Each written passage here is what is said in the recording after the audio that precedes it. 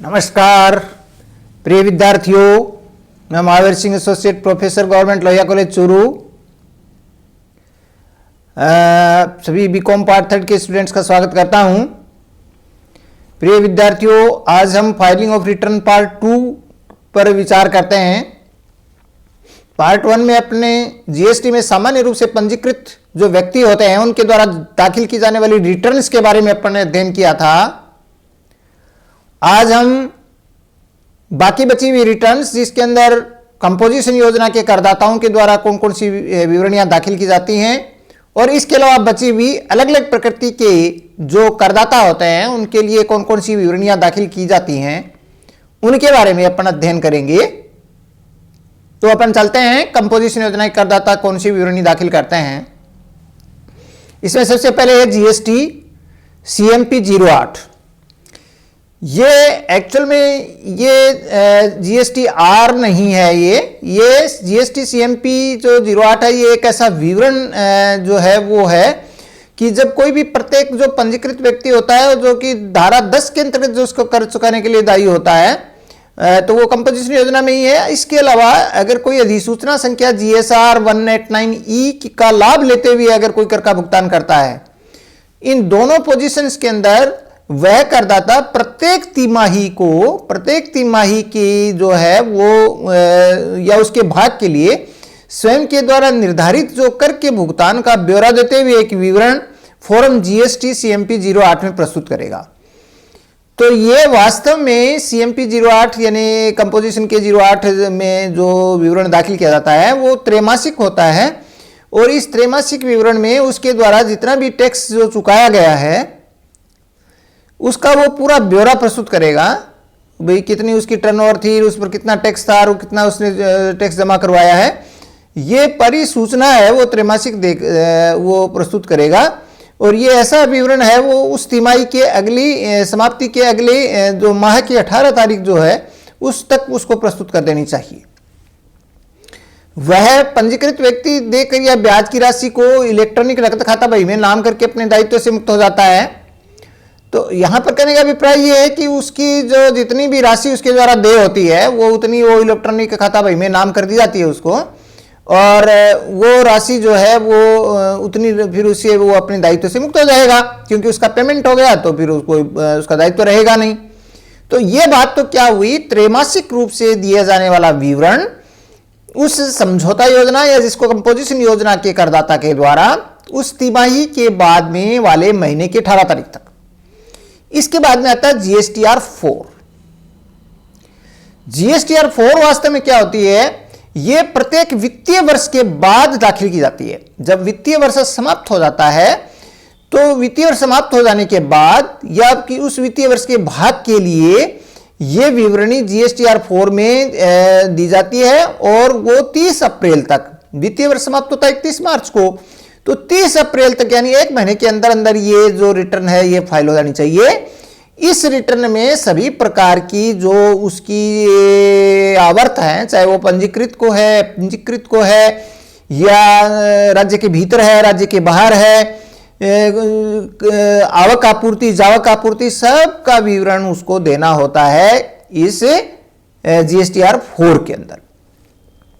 और प्रत्येक जो विवरणी है उसको बीजकवार, हर बीजक के हिसाब से उसका पूरा डिटेल देना पड़ता है, तो बीजकवार ही सारे विवरण आएंगे।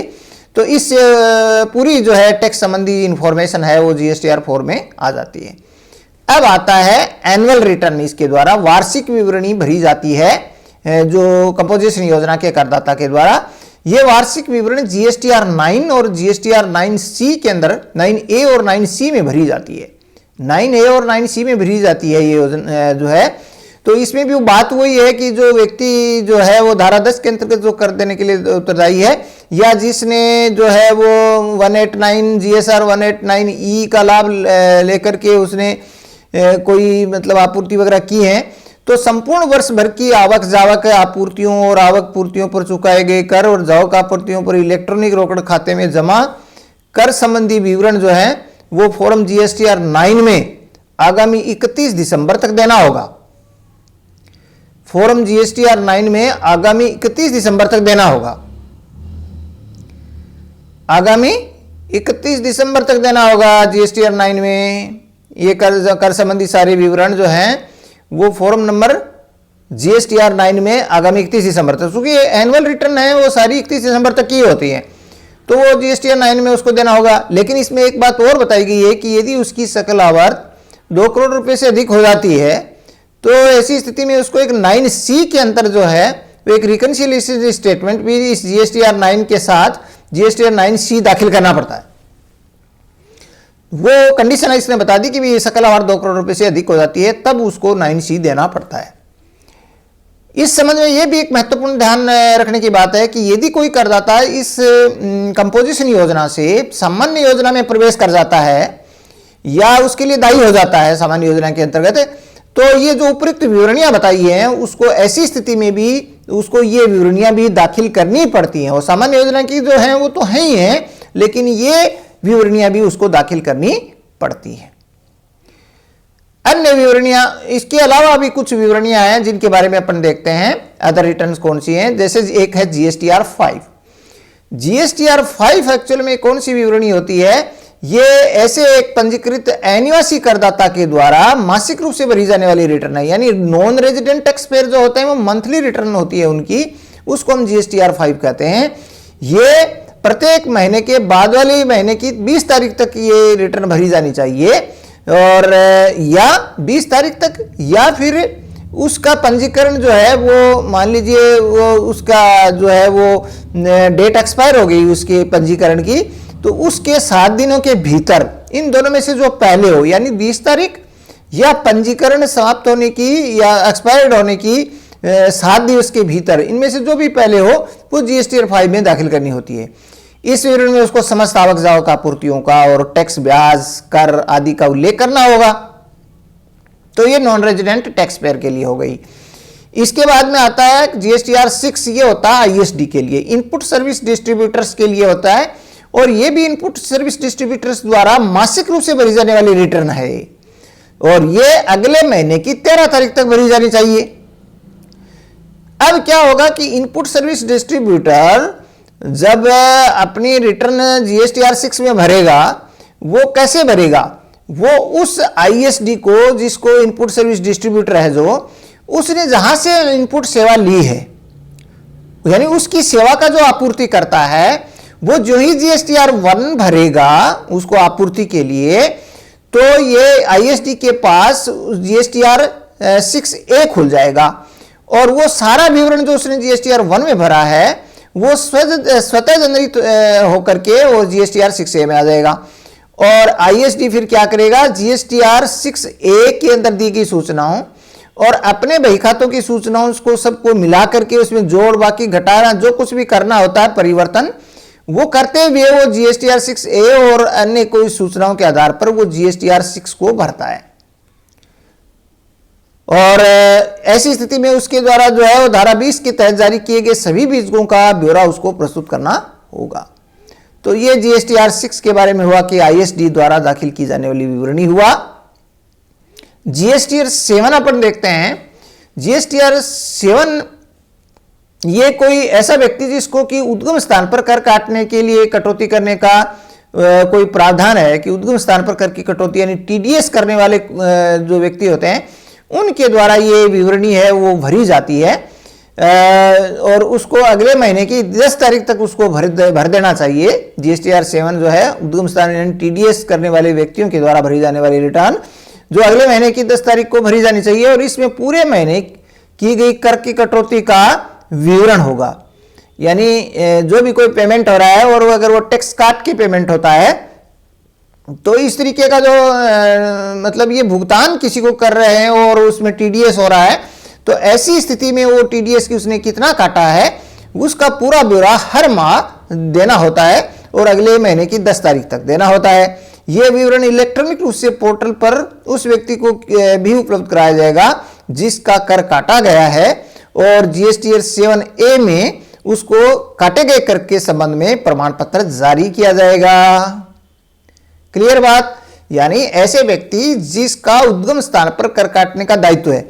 उद्गम स्थान पर कर काटने का दायित्व कब होता है, ये अलग अलग सेक्शंस में ये बात बताई हुई है, और मोस्टली इसमें क्या होता है कि जब किसी व्यक्ति को कोई भी चीज किसी से खरीदी मान लीजिए और उसको कोई जब भुगतान किया जाता है तो भुगतान करते टाइम उस पर बनने वाला टैक्स वो खुद काटता है और वो उसमें से कर काट के उसको भुगतान करता है, तो उसको हम टीडीएस कहते हैं। उद्यम स्तर पर ही कर काटा जाता है, उसको हम टीडीएस करना कहते हैं और वो काटे गए टैक्स को फिर उसको सरकार के खजाने में जमा कराना पड़ता है।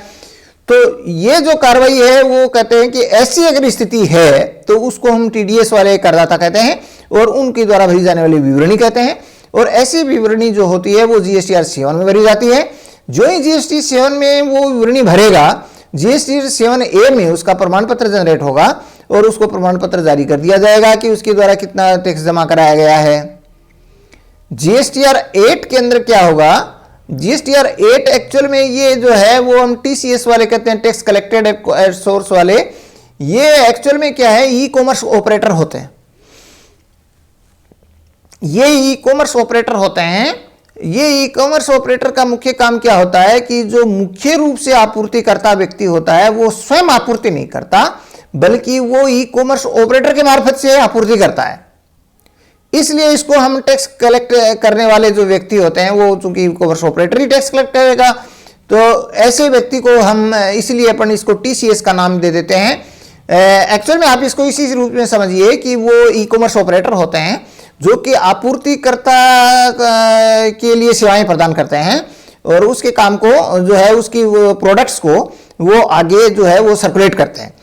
तो ये जो सेवाएं देने वाले ई कॉमर्स ऑपरेटर होते हैं, इनके द्वारा ये जीएसटीआर 8 भरी जाती है और ये जीएसटीआर 8 प्रत्येक महीने ये जो है वो भरी जाती है, यानी हर महीने भरी जाने वाली रिटर्न है।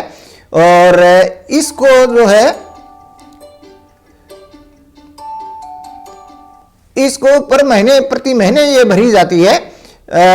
और इसमें अगर कोई प्रत्येक महीने ये जीएसटीआर जो रिटर्न है ये प्रति महीने इसको भरा जाएगा। एक मिनट देखिए, हाँ ये प्रत्येक महीने ये भरी जाएगी।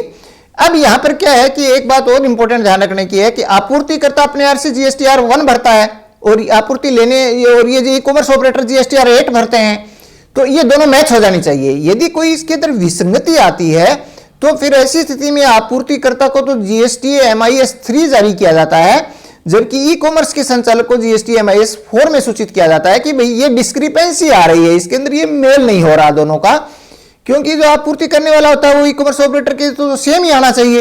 तो उसमें अगर कोई डिफरेंस आता है तो उसको सूचना दे देती है, वो सूचना के अंदर उसमें सुधार करते हैं।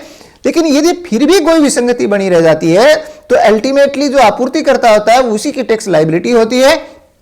तो उस आपूर्तिकर्ता को जो है उसको एक्चुअल में वो सूचना दे दी जाती है कि भाई उसके जीएसटी MIS 3 में इसकी सूचना उसको दे दी जाएगी और वो फिर क्या करेगा, उसको अपनी आगे वाली जो जीएसटी 3 भरेगा जो आवक जावक आपूर्तियों के बारे में और नेट टैक्स लायबिलिटी के लिए, तो उसमें उसको जोड़ देगा।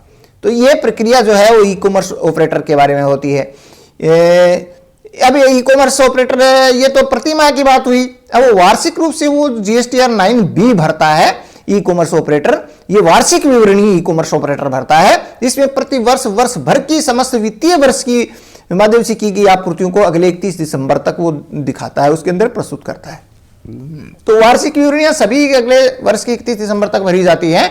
तो ये वार्षिक विवरणी है वो जीएसटीआर 9B में भरी जाती है। और जीएसटीआर 10 जो है उसमें पंजीयन समर्पण या निरस्तीकरण पर दाखिल विवरणी होती है। ये जीएसटीआर 10 जो है वो अगर कोई पंजीयन का समर्पण कर देता है, निरस्तीकरण ये हो जाता है, तो ऐसी स्थिति में ये समर्पित करने वाला व्यक्ति या उसको निरस्त कराने वाला व्यक्ति या उसका निरस्त हो जाए, तो ऐसी स्थिति में उसको निरस्तीकरण या समर्पण के 3 महीने के भीतर ये विवरणी है वो दाखिल की जाती है। और ऐसी स्थिति में वहां तक की अवधि के लिए जो है समर्पण की तिथि या निरस्तीकरण की तिथि तक की समस्त विवरणी उसके विवरण को पेश करना पड़ता है। यदि ये रिटर्न दाखिल नहीं की जाती है तो उसके अंदर एक प्रावधान है कि भाई अधिकतम 500 रुपये तक का उसको जो है वो विलंब शुल्क लग सकता है और प्रतिदिन के हिसाब से 20 रुपये 10 रुपये CGST और 10 रुपये SGST के उसको एक तरह से पेनल्टी का भुगतान करना पड़ता है, विलंब शुल्क का भुगतान करना पड़ता है। साथ ही यदि मान लीजिए उसने ड्यू डेट तक अपना टैक्स नहीं जमा कराया है तो ऐसे टैक्स के ऊपर भी ड्यू डेट के बाद 18% वार्षिक दर से उसको ब्याज देय होता है। ये रिटर्न को देर से फाइल करने के बारे में प्रावधान है। आज के लिए इतना ही। बहुत बहुत धन्यवाद।